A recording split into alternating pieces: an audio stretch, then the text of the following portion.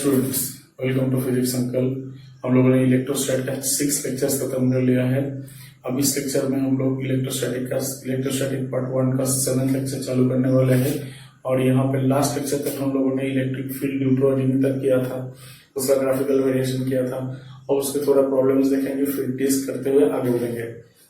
ठीक है, चलिए आगे बढ़ते हैं। सबसे पहले एक सिंपल सा क्वेश्चन लेते हैं। सपोज एक कोई भी रिंग है जिसका चार्ज सपोज प्लस क्यू है, इसका रेडियस सपोज गिवन है आर। आपको बोला गया है इसके एक्सिस के ऊपर कहीं भी अगर एक minus q charge of m mass इसको रखते हैं तो इसका मोशन सबसे पहले कैसा होगा, फिर इसका मोशन कैसा होगा, इसको देखते हुए आगे बढ़ेंगे। देखिए सबसे पहले यहाँ पर कोई भी डिस्टेंस एक्स अगर ले लेते हैं तो यहाँ पर फील्ड कितना है यहाँ पर फील्ड कितना है E k q x r square plus x square में 3/2। ये था मेरा फील्ड का फॉर्मूला। फिर उससे अगर चार्ज को मल्टीप्लाई करेंगे तो फोर्स आ जाएगा। माइनस क्यू है तो अंदर की तरफ खींचेगा तो फोर्स नेगेटिव है, तो यहाँ पर फोर्स कितना हो गया के क्यू एक्स, क्यू से मल्टीप्लाई कर दिए r square plus x square का 3/2। अगर यहां से इस तरफ डिस्प्लेस किए हैं तो मान लेते हैं ये अगर एक्स डिस्प्लेसमेंट है तो ये फोर्स उल्टी तरफ लग रहा है तो यहाँ पर माइनस। अब देखिए force directly proportional to x है, मतलब एक्सेलरेशन कितना हो गया एफ अपॉन एम, मतलब k q m r square plus x square पे 3/2 एक्स। का फॉर्मेट है तो ये कैसा आ गया ओमेगा स्क्वायर जैसा कुछ। तो यहाँ पे ओमेगा का वैल्यू कितना आ गया, ओमेगा इक्वल टू रूट के क्यू एम। यहाँ पे अगर डिस्प्लेसमेंट को बहुत छोटा लेंगे तो यहाँ पे एक्स को निगलेक्ट कर देंगे क्योंकि एक्स को मच लेस देन रेडियस मान रहे, बहुत छोटा डिस्प्लेसमेंट है। तो यहाँ पे ये हो गया आर क्यूब।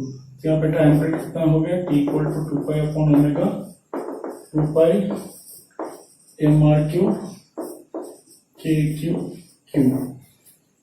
के है आपका 1/4 डाल भी सकते हैं, नहीं भी डाल सकते आपका उठ से। ठीक है, तो इसका मोशन ऑसिलेटरी होगा ऐसे। ठीक, चलिए आगे बढ़ते हैं। फिर दूसरा क्वेश्चन,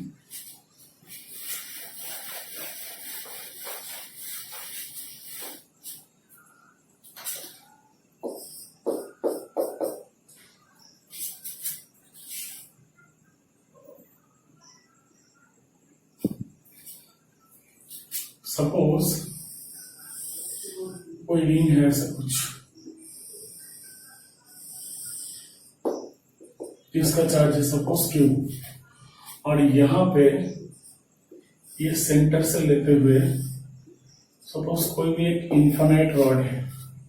ठीक है, इसका रेडियस मान लेते हैं आर, इसका है लैम्डा डिस्ट्रीब्यूशन, लैम्डा मतलब 400 यूनिट लेंथ। तो बोला गया है कि ये रिंग के लिए force on rod due to ring कितना है। देखिए ध्यान से सोचते हैं, यहां पे ये रिंग के लिए कहीं भी एक्स डिस्टेंस पे मान लेते हैं एक छोटा सा हिस्सा है जिसका लेंथ है dx, यहाँ पे x है क्योंकि x ये x के साथ ये रिंग का फील्ड वेरी करते हुए जा रहा है तो यहाँ पे डिफरेंशियल फोर्स लेना पड़ेगा। तो df हो गया मेरा, यहाँ पे चार्ज मेरा कितना है dq मान लेते हैं लैम्डा dx, तो dq इंटू ई मतलब df हो गया मेरा dq कितना है लैम्डा dx इंटू ई कितना है क्यू के लिए q x r square plus x square पे 3/2। यहाँ पे अगर F को इंटीग्रेट करेंगे 0 to infinity तक तो आपका फोर्स आ जाएगा 0 to F। यहाँ पे x का वेरिएशन हो जाएगा 0 to infinity। तो ऐसे इंटीग्रेट करके आप रिजल्ट ला सकते हैं। लेकिन क्या इसको करने का दूसरा तरीका है, सस्ता वाला? देखते हैं। देखिए, ये रिंग ये रॉड पे जितना फोर्स लगा रहा है उतना ही फोर्स ये रॉड ये रिंग पे लगा रहा है, ठीक? क्योंकि इलेक्ट्रोस्टैटिक फोर्स है, एक्शन रिएक्शन पेयर, इसके बारे में हमने बाद में पहले बहुत सारे बात किया था। इलेक्ट्रोस्टैटिक का कूलॉम्स लॉ पे जो लेक्चर्स है उसमें हम लोगों ने इसके बारे में डिटेल में बात किया था। अब देखिए कि इस रॉड के लिए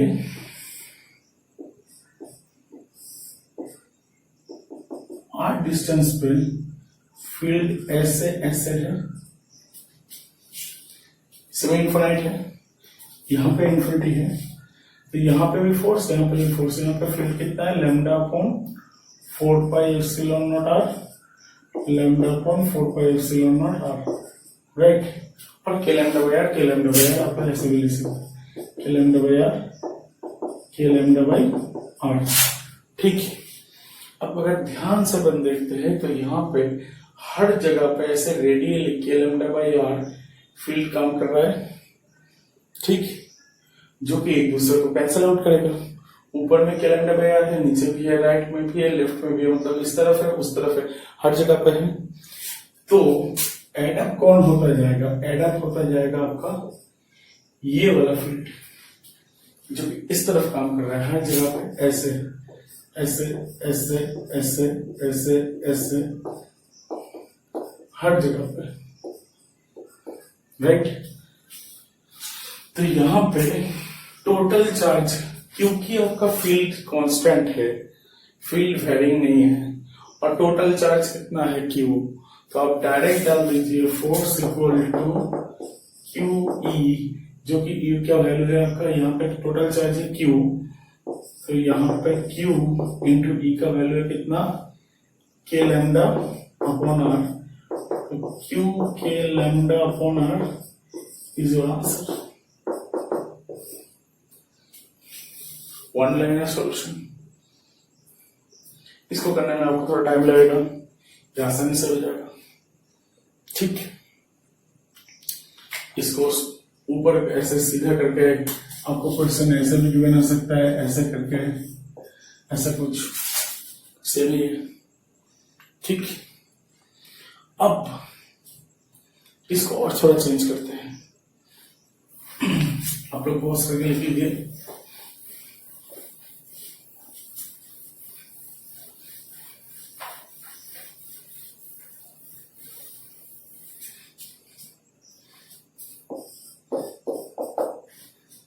सपोज ऐसा कोई रिंग है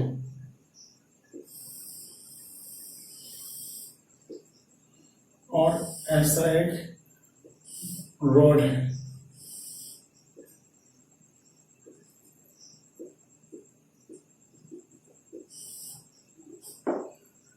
इसका ऊपर तक लेंथ है R और नीचे भी सपोज लेंथ है R, ठीक? अब इसका माइनस चार्ज है Q और इसका प्लस चार्ज है, मान लेते हैं Q, और इसका रेडियस है R। आपको बोला गया है ये ऐसा स्टेबल था क्योंकि ऊपर नीचे दोनों के चार्ज सेम है, तो फोर्स सेम है, यहाँ पे जितना खिंचाई यहाँ पे भी उतना खिंचाई, यहाँ पे ग्रेविटी को हम कंसिडर नहीं कर रहे। तो इसको अगर अपन थोड़ा डिस्प्लेस करेंगे तो इसका टाइम पीरियड ऑफ ऑसिलेशन कैसे होगा देखते हैं, ठीक है? तो अगर इसको थोड़ा y लेंथ जो बहुत छोटा है डिस्प्लेस कर देंगे तो यहां से y घटेगा और यहां पे y बढ़ेगा, राइट? तो यहां पे घटने के वजह से फोर्स ऊपर की तरफ और यहां पे नीचे जाने की वजह से पुल आएगा ऊपर की तरफ, तो टोटल पुल ऊपर की तरफ, तो टोटल पुल बेसिकली ये वाई और ये वाई के लिए है, एक जगह से नीचे गया एक जगह से नीचे, मतलब एक ये नीचे गया और एक ये बढ़ गया नीचे, तो मेरा टोटल रिस्टोरिंग फोर्स कितना आ गया, F इक्वल टू, यहां के लिए चार्ज कितना है, लैम्डा वाई, ठीक। तो यहां पे 2 लैम्डा वाई, क्योंकि यहां पे और यहां पे ले रहे हैं क्यूब इनटू ये रिंग के लिए फील्ड, रिंग के लिए फील्ड कितना है, कि क्यू आर, क्योंकि आपका एक्स का भी वैल्यू आर है और वाई का अपन बहुत छोटा ले रहे हैं, इसका डिफरेंशियल पार्ट है, upon r square plus r square के पार्ट में 3/2 ऐसा। तो यहां पे एक्सेलरेशन कितना हो गया, F/m 2k/q/r lambda Y 2√2 r cube. तो ये A हो गया मेरा k/q lambda √2 r square y, ठीक। तो यहां पे लैम्डा की जगह क्या डाल सकते हैं हम, लैम्डा की जगह lambda equal to -2/2r, charge coordinate length, क्योंकि इसका लेंथ था टोटल 2r, तो यहां पे डाल देते हैं k/q लैम्डा की जगह -q 2√2 r cube into y. तो ये मेरा हो गया a इक्वल टू -ω² फॉर्मेट, जहां पे ओमेगा मेरा कितना आया, √k/q 2√2 r क्यूब, t हो गया मेरा 2π/ω, 2π√2√2 r क्यूब k/q। इजी, बहुत ज्यादा इजी है, ठीक है। चलिए आगे बढ़ते हैं नेक्स्ट सम पे।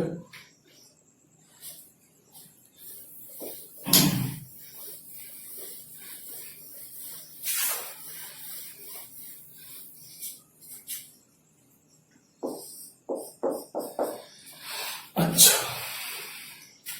ये कोई भी रिंग है,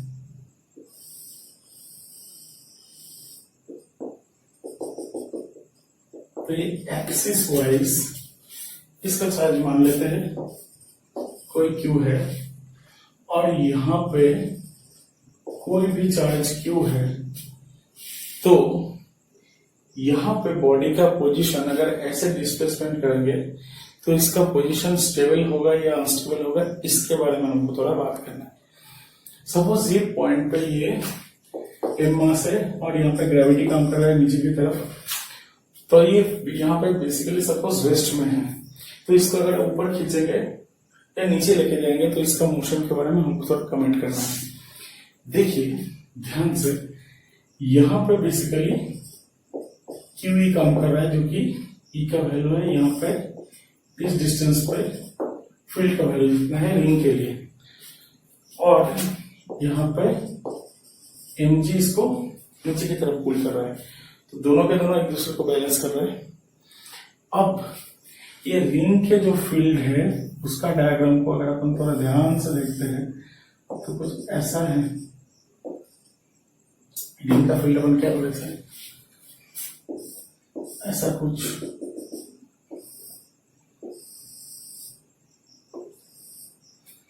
इसको हम सुला के देख रहे हैं ऐसे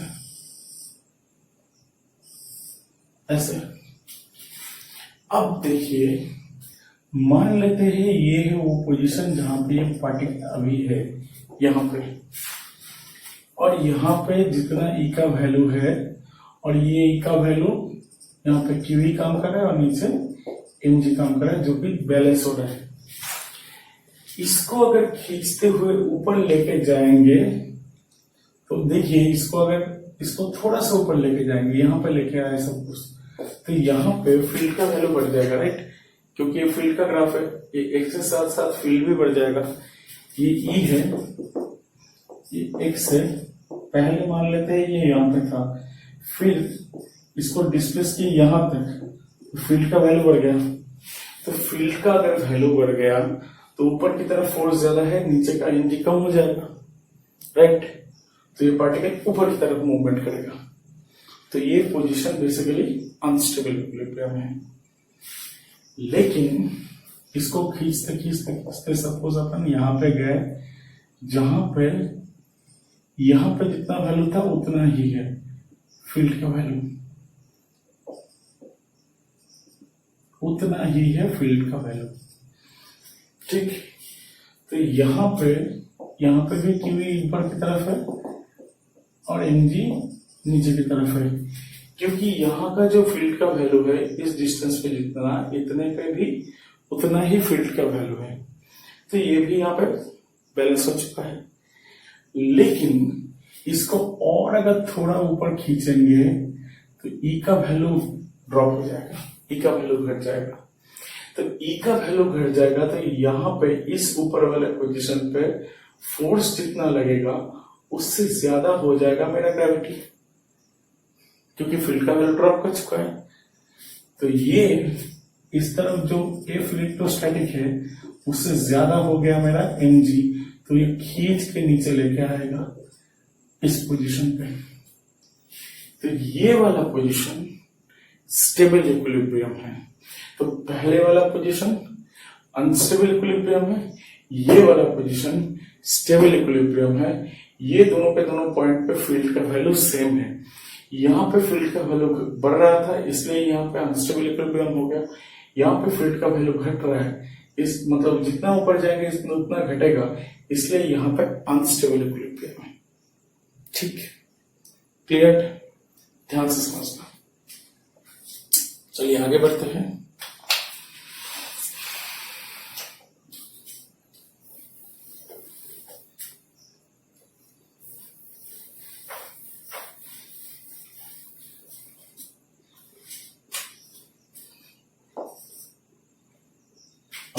अगले वाले क्वेश्चन जो कि एक अच्छा क्वेश्चन है, इसको देखते हैं। सपोज आपको अब तक जितने लैम्डास के बारे में बात किए थे वो लैम्डा बेसिकली फिक्स था, मतलब लैम्डा फिक्स्ड है, यूनिफॉर्म है। लेकिन अगर नॉन यूनिफॉर्म डिस्ट्रीब्यूशन है तब क्या होगा। सपोज आपको क्वेश्चन में गिवन है कि एक रिंग है जिसका रेडियस है r, जिसमें लैम्डा इज वेरिंग फंक्शन जो कि लैम्डा नॉट कॉस थीटा है, जहां पे थीटा इज एजिमुथल एंगल, ठीक है। लैम्डा थीटा के साथ वेरी कर रहा है। आपको पूछा गया है एक सेंटर पे कितना फील्ड होगा, दूसरा eight any point on the axis, इस पे फील्ड का वैल्यू कैसा कैसा होगा। अब देखते ध्यान से, पहले वाले को लेते हैं। ये रिंग है, ठीक। पहले वाला तो सेंटर पे है तो इसको थोड़ा टॉप व्यू ड्रॉ करते हैं, मतलब ये रिंग को अगर अपन थोड़ा टॉप से देखेंगे तो ऐसा सर्कुलर दिखेगा, ठीक। यहाँ पे दो एक्सिस ड्रॉ कर लेते हैं, एक्स और एक्स प्राइम, वाई और वाई प्राइम। तो यहां पे बोला गया है थीटा के साथ लैम्डा वेरी कर रहा है। अच्छा, कॉस का फेजर क्या है, कॉस का फेजर ग्राफ -π/2 0 π/2 पाई 3π/2 2π, ऐसा। तो एक पूरा सर्कल लेंगे, मतलब -2π/2 से लेकर 3π/2 तक लेंगे, तो पहला वाला हाफ पॉजिटिव, दूसरा वाला हाफ नेगेटिव, ऐसा कुछ। ये यहां से लेंगे तो दो हाफ ऐसे ऐसे आएगा, और ये तो यहाँ पे मान लेते हैं ये -π/2 है, ये प्लस पाई बाई 2 है, तो अपने को देखने में थोड़ा आसानी हो जाएगा। तो यहां तक कॉस पॉजिटिव है, कॉस थीटा थीटा, तो यहां तक कॉस पॉजिटिव है, मतलब यहां पे रिंग का जो चार्ज होगा वो बेसिकली पॉजिटिव होगा। और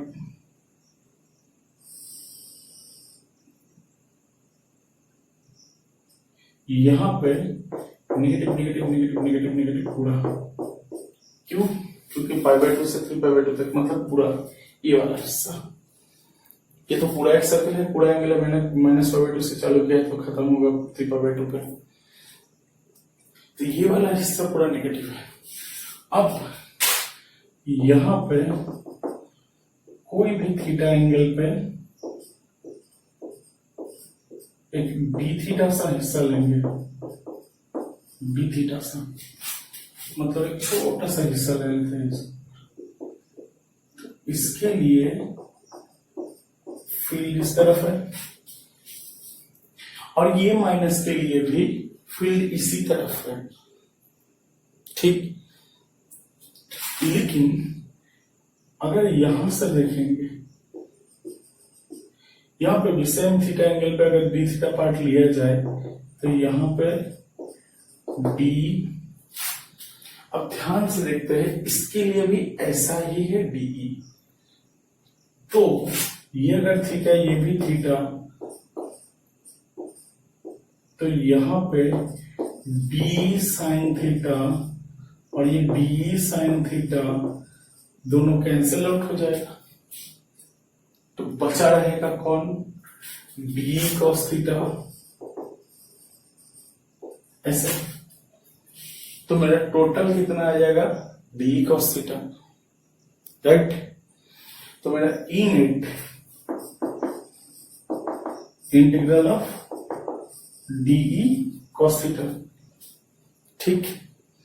तो ऐसे भी कर सकते हैं, चारों क्वाड्रेंट है, हर एक पाई बाई 2 है, सबके लिए ही ऐड अप हो जाएगा, तो आप ऐसे भी कर सकते हैं 4 0 2 पाई बाई 2, या अगर पूरा सर्कल लेना चाहते हैं 0 से लेकर पूरा 2 पाई तक तब भी कर सकते हैं, या आप ऐसे भी कर सकते हैं 0 से लेकर 2 पाई तक डी कॉस थीटा, सेम ही रिजल्ट आने वाला है। तो अब देखते हैं 4, इसी पे डालिए, इस पे डालिए, कुछ भी, मैं एक को लेकर कर रहा हूं। तो यहां पे लैम्डा की जगह डालेंगे, अच्छा डी का वैल्यू कितना है? ये आर डी थीटा, तो यहां पे डी क्यू कितना हो गया? लैम्डा डी थीटा, ठीक। तो यहां पे डाल देते हैं k d q divided by r square cos theta, तो यहां पर 4 के बाहर चला गया, 0 2 पाई बाई 2, डी क्यू के जगह क्या डालेंगे? Lambda r d theta upon r square cos theta, तो यहां पे एक आर भी कट के बाहर, और लैम्डा की जगह पुट होगा लैम्डा नॉट कॉस थीटा, तो 4k by r lambda naught cos theta d theta 0 2 pi by 2, क्योंकि लैम्डा नॉट कांस्टेंट है, लैम्डा नॉट कांस्टेंट है, तो ये बाहर चला जाएगा, तो ई नेट हो जाएगा मेरा 4k lambda naught by r cos theta d theta 0 2 pi by 2, तो 4k lambda naught by r sine theta 0 2 pi by 2, 4k lambda naught by r sine pi by 2 minus sine 0, मतलब ये 1, तो मेरा 4k lambda naught by are, तो यहाँ पे की का वैल्यू डाल देंगे 1/4 पाई एप्सिलॉन नॉट, तो lambda by pi epsilon not r, क्योंकि 4 कट हो जाएगा। ठीक, इजी। अब इसको ऐसे भी कर सकते हो, सेम रिजल्ट आएगा, आप करके देख लेना। अब आपको पूछा गया है at any point on the axis. अच्छा, any point on the axis मतलब एक्सिस के ऊपर कोई पॉइंट पे, इसके लिए कैसे होगा? मतलब इसी फिगर को अगर यहां पे देखेंगे इस पॉइंट पे तो कैसे होगा? चलिए देखते हैं। इसको आप पॉज करके लिख लीजिए।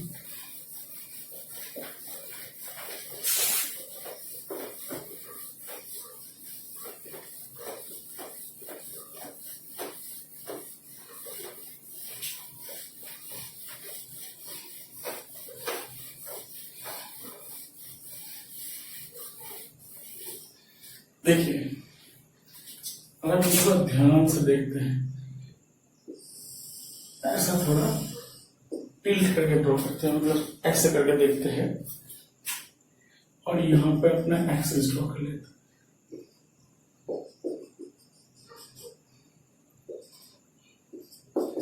X O X prime, Y O Y prime, ऐसा है।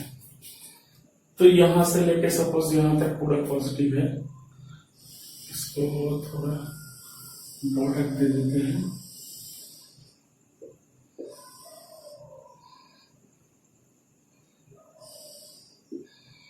तो ये पॉजिटिव,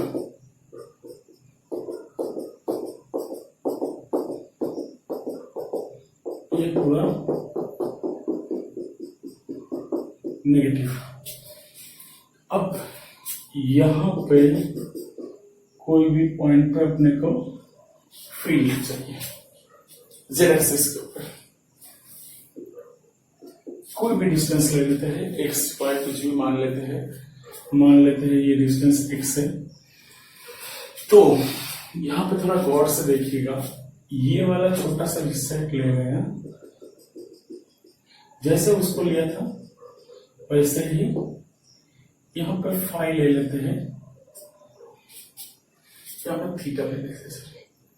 यहाँ पर थीटा लेंगे, दूसरे का फाई, क्योंकि यहाँ पर डिस्ट्रीब्यूशन था lambda equal to lambda naught cos theta, जो भी थीटा यहाँ से लिया हुआ एंगल है। तो आपका ये डी थीटा है।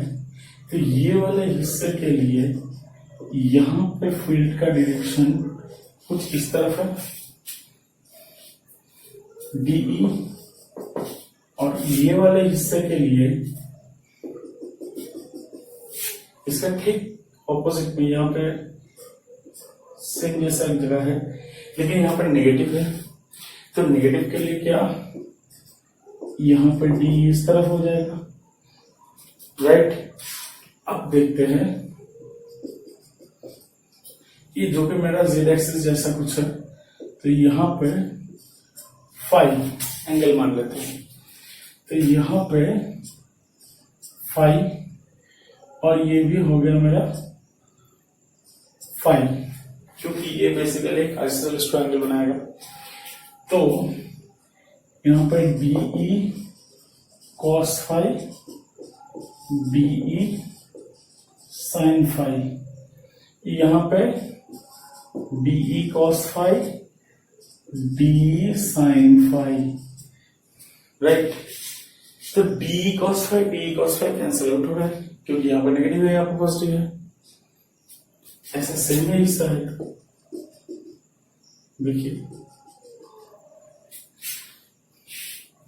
तो मेरा कितना जुड़ गया टोटल, डी साइन फाई जुड़ रहा है। अब तो लग रहा है बेसिकली इंटीग्रेशन हो जाएगा डी साइन फाई, राइट, ये लग रहा है। अब थोड़ा ध्यान से सोचते हैं, ये जो डी साइन फाई आया, इसको यहाँ पे अगर थोड़ा ऐसे खिसकते हुए यहाँ पे आएंगे, तो डी साइन फाई क्या इस तरफ है, इस तरफ, जो कि थीटा एंगल पे है। तो डी साइन फाई यहाँ पे थीटा एंगल पे अगर है, कि मेरा डी साइन फाई है, तो क्या इसका भी दोनों कंपोनेंट आ जाएगा, एक कॉस एक साइन, नहीं आया। ध्यान से देखिए, ये डी साइन फाई ये बेसिकली छोटे से हिस्से के लिए है जो कि थीटा एंगल पे था। तो ये थीटा एंगल पे जो पार्ट है वो बेसिकली डी साइन फाई ऐसा कुछ है। मतलब अगर ऊपर से टॉप व्यू की तरह देखेंगे तो यही पे यहां पे सेम चीज हो रहा है जैसे यहां पे एडअप हो रहा था पिछले केस में, वैसा ही यहां पे डी साइन फाई जुड़ रहा है क्योंकि ये ऊपर की तरफ है।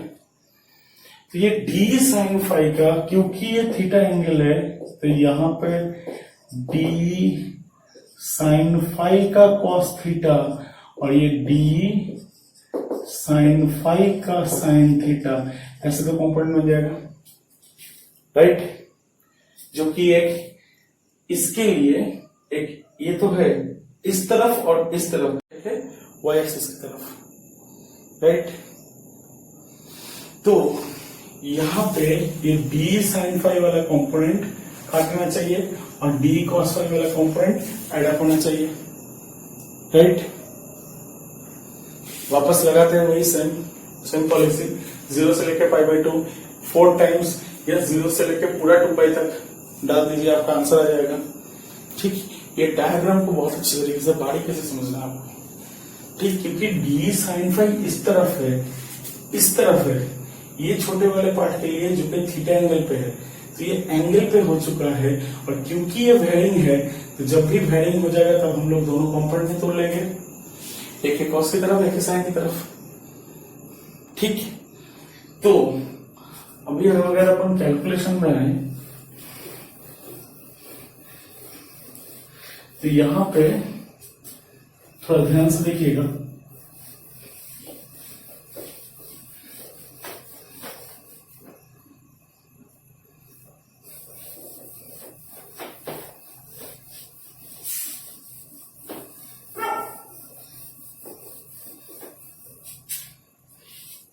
मेरा ई एक्स जो कि एक्स एक्सिस की तरफ टोटल वो हो जाएगा मेरा d sine phi cos theta integration d sine phi cos theta.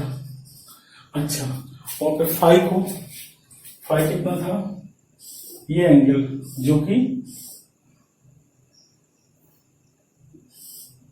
ये एंगल था,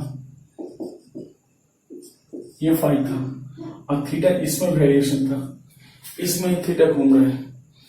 तो 0 से लेके पाई बाई 2 4 टाइम्स, या आप इसको d sine phi cos theta 0 to 2 pi पूरा सर्कल के लिए ऐसे भी लगा सकते हो, या मैंने चारों क्वाड्रेंट को एक साथ में ले लिया है। तो यहाँ पे 4 डी का वैल्यू कितना है, यहाँ पे छोटा सा चार्ज कितना था, छोटा सा हिस्सा लैम्डा आर डी थीटा, यहाँ पे चार्ज है क्योंकि लेंथ हो गया मेरा आर डी थीटा। तो के lambda D theta upon the distance कितना है, यहाँ पे मान लेते हैं एक्स डिस्टेंस पे चाहिए था हमको, तो ये root over of r square plus x square, root over of r square plus x square के पावर में स्क्वायर, और साइन फाई मतलब कितना है, r upon r square plus x square, cos theta रख ही देते, cos theta 0 to pi by 2। ध्यान से देखिए 4k लैम्डा, सॉरी लैम्डा की जगह पुट हो जाएगा 4k आर स्क्वायर ले लेते हैं बाहर, और यहां पे lambda naught cos theta d theta into एक और कॉस थीटा, और यहां पे नीचे r square plus x square 3/2। ये r square plus x square fixed है तो इसको बाहर ले लेंगे 0 to pi by 2 4k r square lambda naught r square plus x square में 3/2, इसको 4 को यहां से 2 तोड़ते हैं और यहाँ पे 2 cos square theta d theta दे देते हैं। 2 कॉस स्क्वायर थीटा मतलब कितना है, 2k r square lambda not r square plus x square में 3/2 2 cos का थीटा मतलब 1 plus cos 2 theta 1 plus cos 2 theta d theta 0 to π/2। तो यहाँ पे डाल देते हैं 2k r square lambda not r square plus x square पे 3/2। यहाँ पे इंटीग्रेट करके आ जाएगा π/2 और एक cos 2 थीटा d थीटा का इंटीग्रेशन पूरा हो जाएगा 0। तो इसको यहाँ पे डाल देते हैं 2k r square lambda not pi r square plus x square पे 3/2।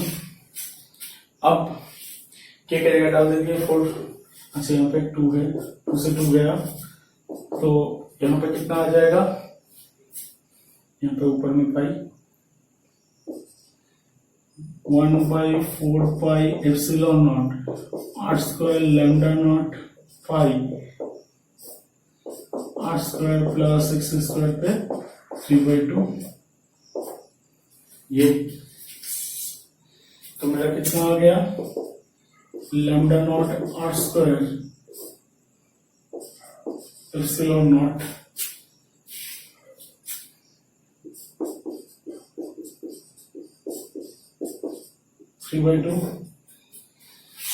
ठीक। अब देखिए सेंटर पे आ जाएंगे तो आपका x0, तो ये मेरा ex का वैल्यू है। अगर सेंटर पे आ जाएंगे तो ex देखिए पहले वाले कॉन्सेप्ट से बेसिकली ex होना चाहिए, ey 0 हो जाएगा, मैथमेटिकली भी निकालेंगे अभी। तो ये ex इतना है। अब ey को डालेंगे, इसको अलग से बाउंड्री कर देते हैं ऐसा, ठीक। अब ey को डालेंगे तो ey के लिए क्या आएगा,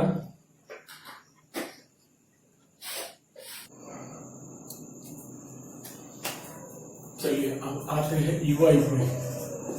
ey मेरा कितना था, देखिए ey मेरा था de sin phi sin theta, ये था। अब ध्यान से देखते हैं, मैं इसी डायग्राम से बोल रहा हूं जो कि ऊपर से टॉप व्यू देख रहा हूं। देखिए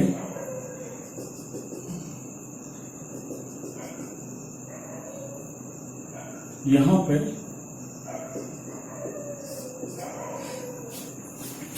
डी ऐसा था, डी साइन फाई ऐसा था जो कि ऊपर की तरफ है, डी साइन फाई ऐसा था। अब यहां पे था मेरा थीटा, तो d sine theta cos phi. अब देखिए इसके लिए भी इस डायरेक्शन पे, इसके लिए भी इस डायरेक्शन पे, इसके लिए भी इस डायरेक्शन पे, इसके लिए भी इस डायरेक्शन। तो मेरा चारों के चारों डायरेक्शन सॉर्टेड था, इसलिए मैंने 0 to π/2 डाल सकते थे और 0 to 2π भी डाल सकते थे।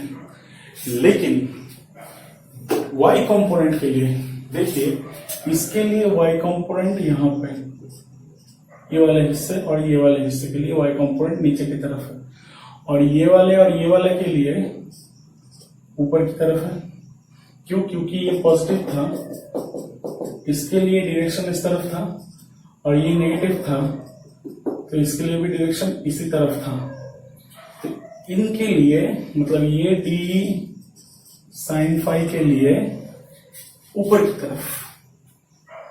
तो यहां पे क्योंकि डायरेक्शन वेरी कर रहा है तो हम लोग इंटीग्रेशन में डायरेक्ट सॉर्टेड 0 to π/2 नहीं लगा सकते, 4 times 0 to π/2 नहीं लगेगा। तब क्या होगा, तब डायरेक्ट 0 से लेके 2π तक मुड़ेंगे, 0 से लेके 2π तक। तो ये मेरा कितना आ गया, k dq बाई मेरा डिस्टेंस कितना था, √r square plus x square, और साइन फाई मेरा कितना है, r/√r square plus x square sine theta.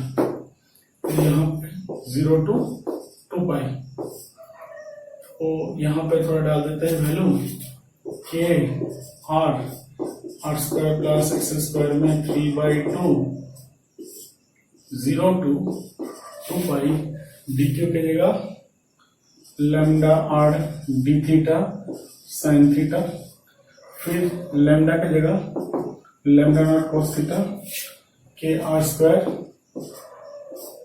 Plus x square पे 3/2 यहाँ पे cos theta sine theta d theta, right.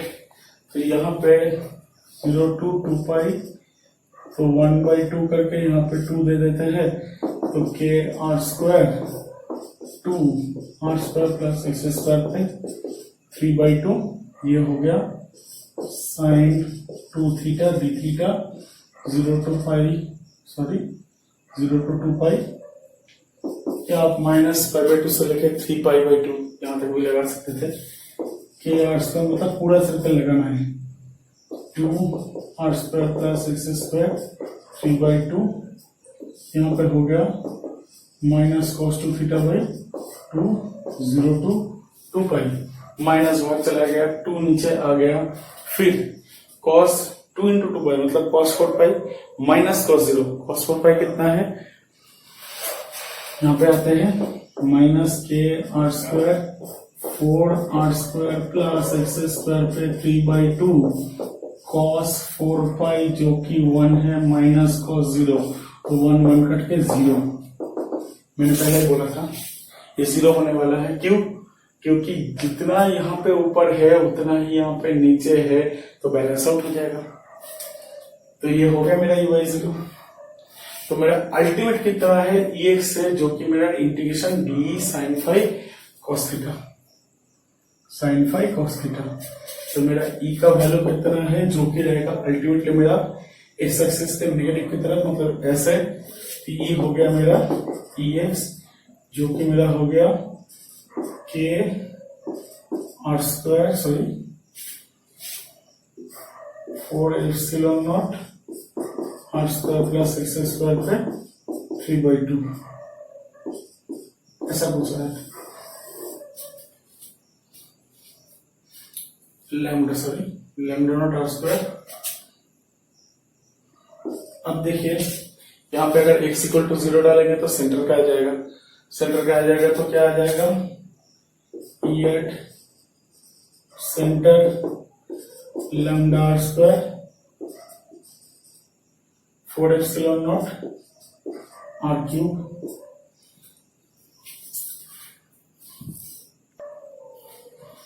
तो लैम्डा बाई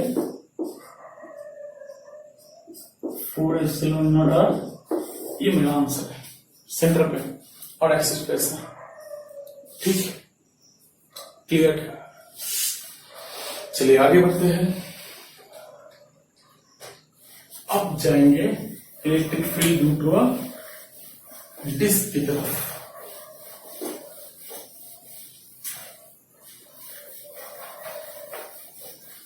डिस्क से प्लेट तक जाएंगे, फिर उसके साथ कुछ तरह प्रॉब्लम्स देखेंगे। देखिए यहाँ से भी नॉर्मल स्फीयर वगैरह इसका सारे का फील्ड निकाल सकते हैं, लेकिन वो हम गॉस थ्योरम में करेंगे इलेक्ट्रोस्टैटिक 2 में, ताकि आपका टाइम खराब ना हो।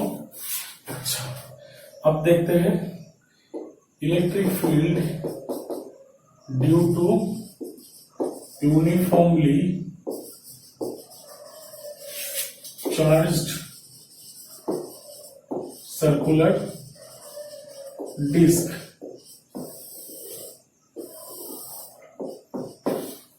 ठीक, ये एक डिस्क मान लेते हैं, इसके एक्सिस पे कोई x दूरी पे हम लोग अभी फील्ड का वैल्यू निकालेंगे। अच्छा, इसका टोटल का रेडियस है r, तो क्या हम लोग ये डिस्क को ऐसे इमेजिन कर सकते हैं, ऐसे millions of rings, concentric rings of decreasing radius जुड़ के बना है ये। तो यहां से कोई भी x डिस्टेंस पे एक छोटा सा हिस्सा ले लेते हैं जिसका विड्थ है dx, तो इसका एरिया कितना है, ये r डिस्टेंस पे ले लेते हैं dr, 2 पाई r dr, ये इसका छोटा सा एरिया है। क्योंकि यहां पे हम दिखाते हैं ऐसे,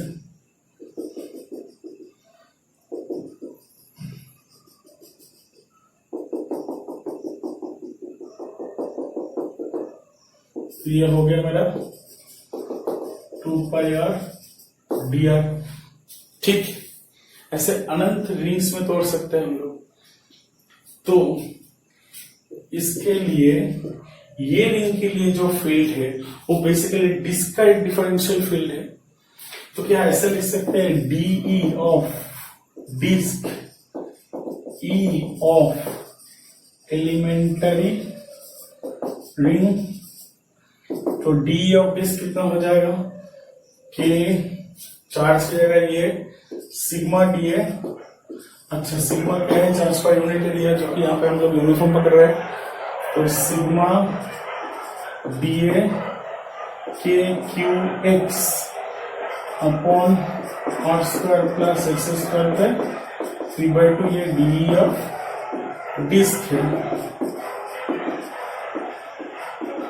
के sigma 2π r d r x r square plus x square पे 3/2। ठीक, तो यहां पे इंटीग्रेट मारेंगे तो कहां से कहां तक, आपका आर वैरी करते हुए 0 से लेके कैपिटल आर तक जाएगा, पूरा जुड़ते हुए 0 से लेके आर तक। Disc E disc k sigma x 2π और यहां पे r d r square plus x square पे 3/2, 0 to r। ठीक, अब देखिए d d r of r square plus x square, क्योंकि एक फिक्स्ड है, आर वेरिंग है, तो 2r है। तो d of r square plus x square को अपन 2r dr लिख सकते हैं। तो half d of r square plus x square equal to में आर dr यहाँ पे डाल देते हैं। तो यहाँ पे डाल के क्या आएगा, E of disc equal to k sigma x 2π, यहाँ पे half d of r square plus x square, r square plus x square पे 3/2, आर इक्वल टू 0 से लेके आर इक्वल टू आर तक उसे हमने मार दिया। तो के सिग्मा एक्स ये हो गया मेरा r square plus x square के पावर में -3/2 d of r square plus x square 0 to लेके आर तक। तो ये मेरा क्या आ जाएगा, k sigma x r square plus x square -3/2 plus 1 -3/2 0 to लेके आर तक। तो इसको डाल देंगे तो क्या आएगा, आप लोग थोड़ा लिख लीजिए, हमको थोड़ा जगह की जरूरत है तो हम इसको थोड़ा इरेज कर रहे हैं।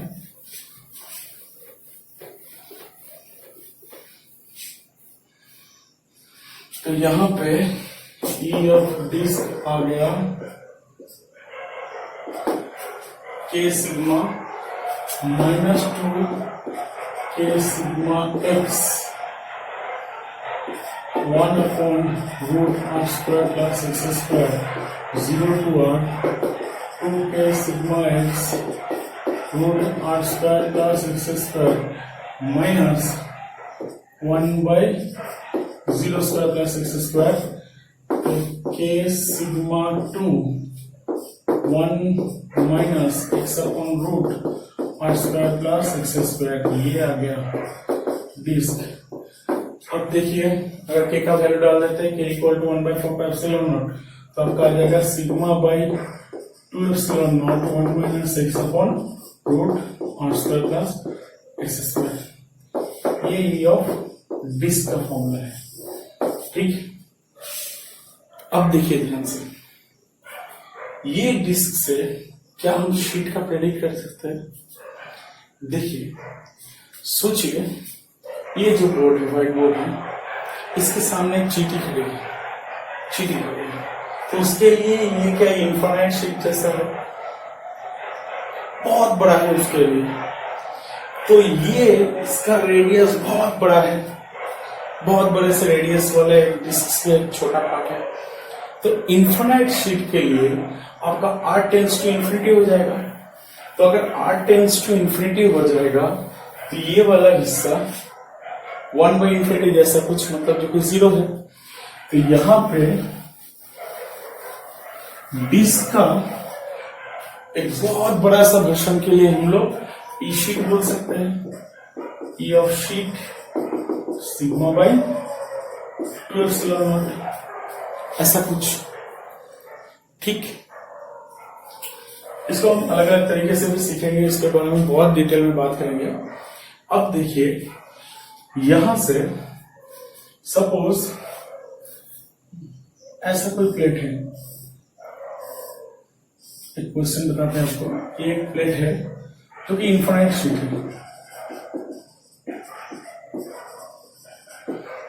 इससे अगर ये वाला रिमूव किया गया, इसका रेडियस मान लेते हैं r, इसका डिस्ट्रीब्यूशन मान लेते हैं सिग्मा, तो यहां पर फील्ड का वैल्यू कितना होगा? देखिए, ये वाला पार्ट रिमूव्ड है। अच्छा, जो रिमूव्ड है उसको क्या हम लोग ऐसे तोड़ सकते हैं? एक टोटल फाइनाइट, मतलब इनफाइनाइट शीट है, इनफाइनाइट शीट जिसका प्लस सिग्मा है, प्लस एक डिस्क है जो कि माइनस सिग्मा है। मतलब माइनस सिग्मा और प्लस सिग्मा मिलके ये वाले हिस्से में 0 हो जाएगा, मतलब ये हॉलो है। तो इसके लिए क्या फील्ड बाहर की तरफ है? Equal to E of sheet sigma by 2 epsilon naught. इसके लिए क्या यहाँ पे ई ऑफ डिस्क है जो कि अंदर की तरफ, तो यहाँ पे कोई भी एक्स डिस्टेंस से मान लेते हैं। तो यहाँ पे ई ऑफ डिस्क का वैल्यू कितना है? Sigma upon 2 epsilon not 1 minus x by root over of r square plus x square. तो यहाँ पे मेरा टोटल वैल्यू कितना है? देखिए, शीट का ज्यादा है और डिस्क का कम है। तो यहाँ पे टोटल नेट कितना हो जाएगा बाहर की तरफ? ई नेट मतलब E sheet E disc sigma by 2 epsilon not 1 minus 1 plus x by root over of r square plus x square sigma by 2 epsilon nought x by root over of r square plus x square. ये unit है। ऐसे concept भाई बहुत जगह पे use होगा, जहां पे रिमूव करेंगे वहां पे माइनस डाल देंगे, पूरा फिगर को रख देंगे ताकि फॉर्मूला डायरेक्ट यूज कर सके। ठीक है, ऐसे बहुत सारे एग्जांपल्स धीरे धीरे लेते हुए आगे बढ़ेंगे। अगले लेक्चर में हम लोग बेसिकली ये शीट के बारे में थोड़ा बहुत बात करके, थिक शीट के बारे में बात करके आगे बढ़ते हुए जाएंगे। Potential energy, interaction potential energy, इसकी तरफ आगे बढ़ते हुए जाएंगे और इलेक्ट्रोस्टैटिक्स 1 को वहां पे खत्म करेंगे। फिर हम लोग चालू करेंगे इलेक्ट्रोस्टैटिक्स 2, बेसिकली गॉस थ्योरम से। गॉस थ्योरम से होते हुए मतलब पोटेंशियल के कुछ मतलब स्फीयर्स के थोड़े बहुत बात करेंगे।